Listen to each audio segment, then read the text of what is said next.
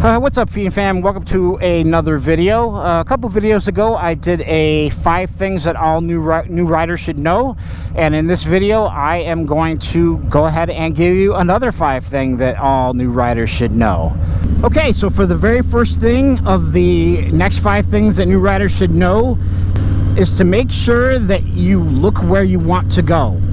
There's such a thing known as target fixation. If you look at something, that's exactly where the bike is going to head. You always want to make sure you're looking where you want the bike to go.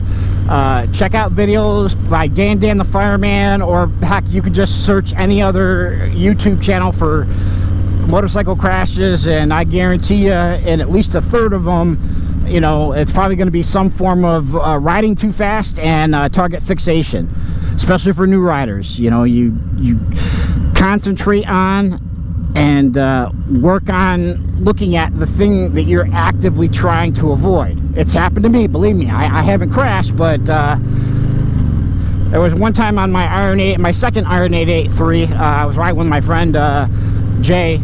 Big shout out to Jay Sutliff for coming out with me that day and riding with me. Had a great time, and definitely looking forward to next spring, brother, when we can get out there and ride some more. But I was coming around a fairly steep curve, and you know, another truck was coming in the opposite direction, and unfortunately I concentrated on the vehicle to miss it, and ended up going straight towards it. Luckily for me, at the last second, I pulled my head out of my hindquarters and corrected and made it so that I didn't. But that's something that you definitely want to be looking out for. You know, you'll learn in the MSF course if you haven't taken it already, and if you haven't taken it, you definitely should. But they teach you to, especially on turns, to look through the turn.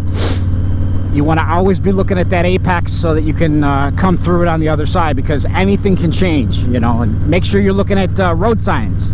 As a matter of fact, like I said, right here, we have a sign right here, you know, it's showing me at 30 mile per hour coming up curves. Now granted, these are very gentle turns or curves, so, you know, nothing that most riders can't handle, even new riders. But you know, you always want to be aware of your surroundings. As Blockhead says, ride safe, stay vigilant. You always have to keep your head on a swivel. Second thing you want to do is learn basic maintenance. You know, don't get me wrong, I'm a big fan of paying a professional to do it right the first time. But that being said, bikes are unlike anything else. You know, last thing you want to do is be out in the middle of nowhere and stranded. You know, you want to know how to fix a flat. You want to know how to, you know, check basic maintenance things on your bike. You know, if you decide to take a long trip, you know, before you go, learn how to change your oil, learn how to change a filter, you know, things like that. In the end, not only can it save you money, but it can save you a lot of heartache too, depending on the situation. You know, if you're just riding around town and all that, not so much of a big deal. But you decide to take a long road trip and get stuck somewhere, you know, you're at the mercy of whoever and whatever comes along. Third important thing, I think, is learning how to pick up your bike. Again, shout out to my friend Jay. He's the one that mentioned this to me. I don't know why I didn't think about it before, but this one's very important. You know, there's a couple of sayings in bikings, and one of the biggest ones is there's 2 types of riders: those who have been down and those who haven't been down yet. I got my bend down out of the way early, 23 hours into owning and riding motorcycles after the MSF course, so hopefully that'll be the first and only time. I'm not naive enough to believe that it can't happen again, but I do everything in my power to make sure it doesn't. That being said, just in case it does go down, make sure you know how to lift your bike properly. You know, it's not all about brute strength. Yes, having, you know, strength helps, but technique will win over every time over strength, for the most part. So you want to make sure that you have your back to the bike, put your, you know, get a good grip on with the handlebars and the seat, Again, this is another good time to watch Dan the Fireman's videos. He has a video on there of how to lift your bike. I believe Greg Moto Jitsu also has one. You should, if you're not subscribed to either one of those channels, you should go ahead. Anyhow, they are great content creators. They're all about safety and here to help the community grow and grow safely. So, you know, I'm a little tiny nothing channel. So chances are, if you're seeing me, you know about them, but just in case you don't, make sure you go subscribe. As a matter of fact, Moto Jitsu, Greg Widmar actually has, I think he's on his 4th book now. He has his 4th book out. He's working on his 5th book or something like that. He's been riding for a long time, and he's really good at it, you know, and he loves passing on information. So you do yourself a big favor if you went and subscribed to both of them.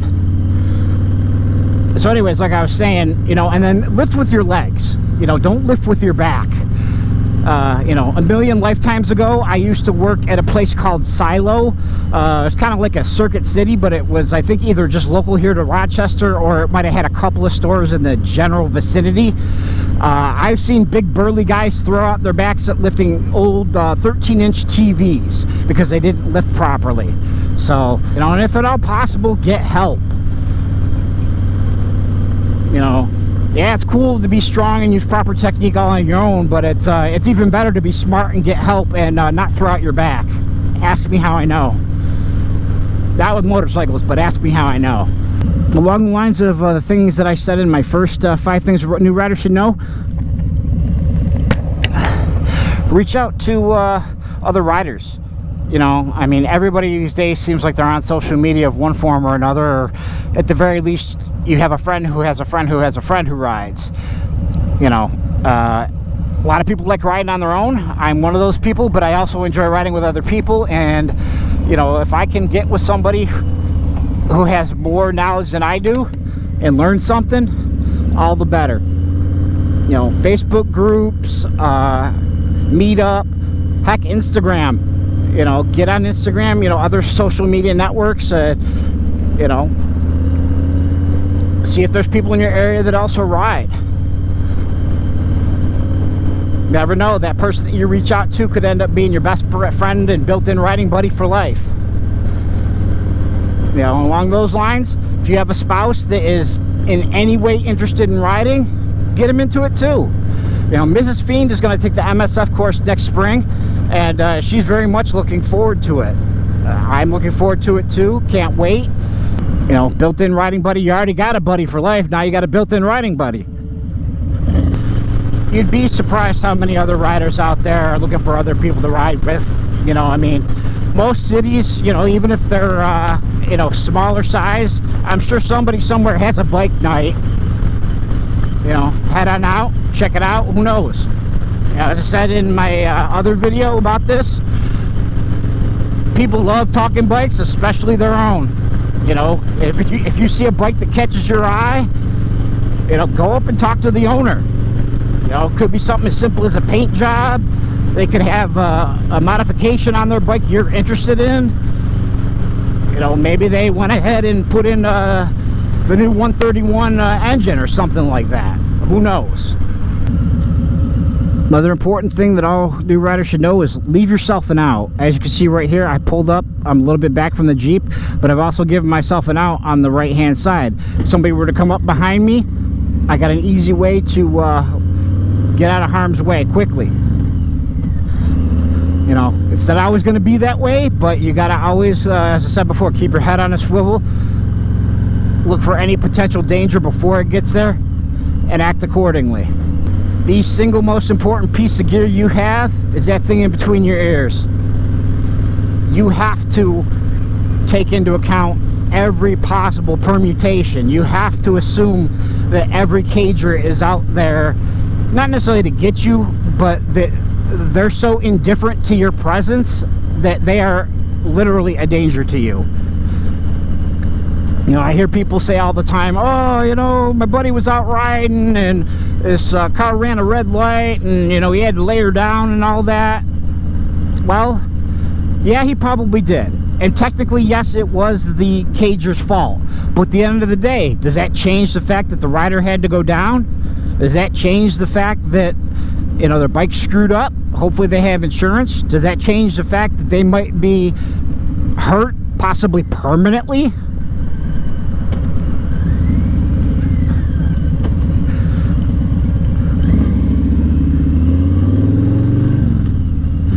At the end of the day, none of that matters. You've already gotten into the accident. You're already the one dealing with the hurt, the pain, potential lost money, potential lost time, and that's the one thing that we can never get back. So to me, time is worth more than anything else. So no, we can't see everything, but we can see most of it. And if we can prevent anything from happening, it'd be best in our best interest to do so.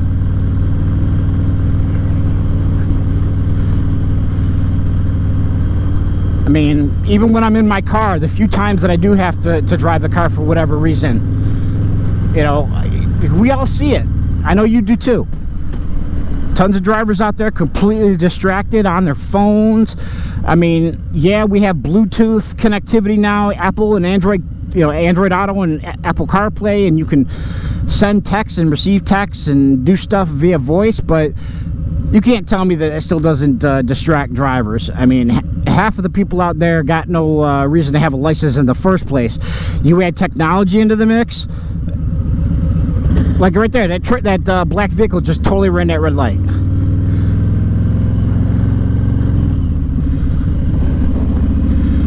Anyways, as I was saying, you know, they're all distracted to begin with. We don't want to give them an easy target. Make sure you're working on your emergency maneuvers, emergency braking, emergency swerving, you know, even the basic stuff like turning from a stop. The more you practice it, the better off you will get at it. It doesn't take much. You should plan on doing it at least, I would say every ride, but, you know, depending on how long you've been riding, at least once a week.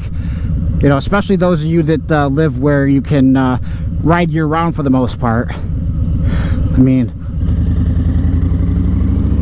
yeah, super high temperatures and high humidity in places like Florida and Texas and stuff like that. Yeah, that stuff's real. But give me that over snow and ice any day of the week. Let me tell you what.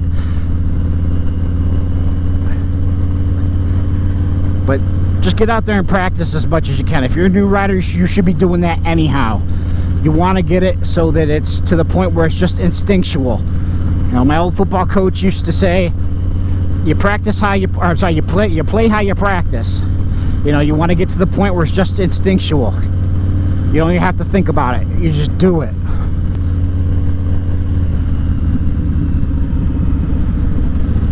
See what I mean? Have to have your head on a swivel. They are so indifferent, they do not see you. The only reason I'm not wearing my high-vis jacket today is because it's mesh and it's too cold, frankly, for it. So I've got my black Harley leather on. But they will not see you. You know, and they'll sit there and cry up to high heaven after the fact. Oh, I'm so sorry, I didn't see you. Well, you know what? It don't matter. I'm still the one laying up in a hospital bed, potentially, or worse. Only person out there on the road that's going to protect you is you. Got to do what you can to stay safe. 2 times that a rider is most likely to have an incident is when they're new and learning the ropes, or when they've been doing it a while and get complacent. I don't want to ever get complacent. I always want to ride like my life depends on it, because you know what? It very well may just. Alright, Fiend Fam, that's going to be about that for this one. If you like my content, please feel free to go ahead and subscribe. Hit that bell notification icon. Alright, as always, stay shiny side up. Throttle Fiend out.